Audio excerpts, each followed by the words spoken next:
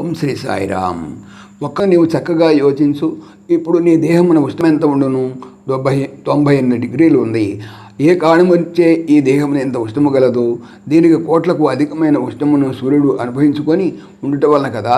అట్లు కాక ఎంత వేడి నేను ఎందుకు భరించుకోవాలని చెప్పి సూర్యుడు కోరుకుంటే ఇంకా లోకమున మానవులతి ఏమై ఉండేదో.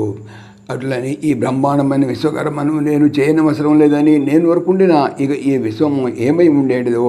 అందువలన నేనే నా కర్తవ్యమని కర్మలను ఆచరించుచు ఏ ఆదాయం కొరకు నాకు వచ్చు సుఖమేమి బలమేమి యోచించుకో బావా. ఈ లోకమైన కర్మాధికారులు అధికముగా ఉన్నారు. వారి యోగ్యతను కానీ ధర్మ కర్మ మర్మములను కానీ వారు తెలుసుకొనలేని అజ్ఞాన స్థితిలో ఉన్నారు. అట్టి వారు ప్రముఖ వ్యక్తుల ఆచరణలు ఆచరించి ధరించవలను.